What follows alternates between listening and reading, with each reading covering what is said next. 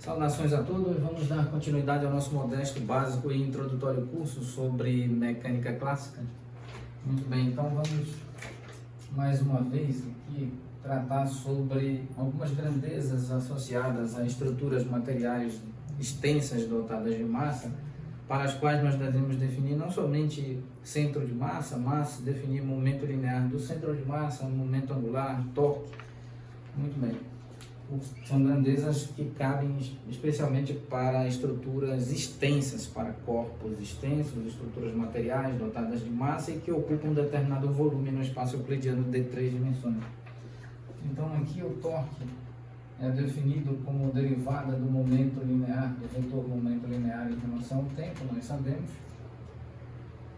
E nós sabemos que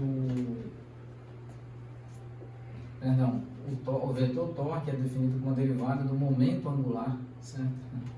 Vamos aqui utilizar momento angular, vetor momento angular. Vetor momento angular.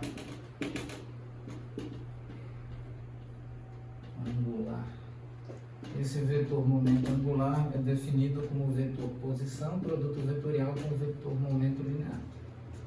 Aqui é o vetor torque. Vetor torque. Muito bem, então o vetor momento linear é definido como massa multiplicado pelo vetor velocidade. E então vamos considerar aqui que a massa é uma constante no tempo. Uma constante no tempo. E por ser uma constante no tempo, implica que a derivada da massa em relação ao tempo é igual a zero. Pois bem, então nós sabemos também que a derivada do momento angular em relação ao tempo é equivalente à derivada em relação ao tempo aplicada sobre R produto vetorial com P, ou seja, um produto vetorial entre o vetor posição e o vetor momento linear. Então aqui nós temos derivada de R, do vetor R em relação ao tempo, calcula produto vetorial com vetor momento linear, mais vetor R, produto vetorial com a derivada do vetor momento linear em relação ao tempo. Muito bem. Nós sabemos também que o vetor velocidade é igual à derivada da posição, do vetor posição em relação ao tempo.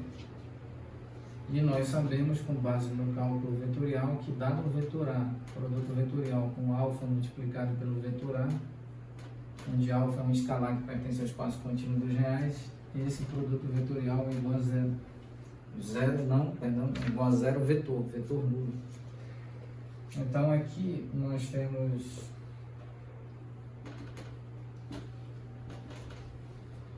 vamos continuar aqui. Nós sabemos que a derivada do momento angular em relação ao tempo é igual vetor velocidade, produto vetorial com massa vezes o vetor velocidade, entre parênteses, mais vetor posição, produto vetorial com a derivada do momento linear em relação ao tempo. Então, com base no cálculo vetorial, estudado no âmbito do espaço euclidiano de 3 dimensões, do espaço vetorial euclidiano de 3 dimensões, dado um vetor A, produto vetorial com um vetor A multiplicado por alfa, onde alfa pertence ao espaço contínuo dos reais, ou seja, um escalar que pertence ao espaço contínuo dos reais, então isso é igual a zero vetor nulo. De modo que nós podemos afirmar que o vetor V, produto vetorial com massa multiplicado pelo vetor V, isso é igual ao vetor nulo, a zero vetor. O que implica que nós temos derivada do momento angular em relação ao tempo, isso é igual a zero vetor, mais R vetor produto vetorial com a derivada do momento linear em relação ao tempo. Pois bem, então, uma outra informação importante é de que, com base na segunda lei de Newton, a força total é igual à derivada do momento linear em relação ao tempo.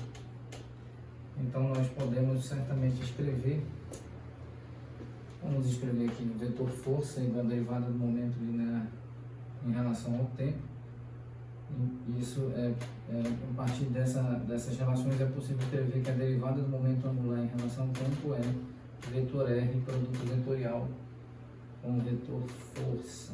Muito bem. Vamos encerrar a aula nesse ponto e retomaremos oportunamente. Muito obrigado, prof.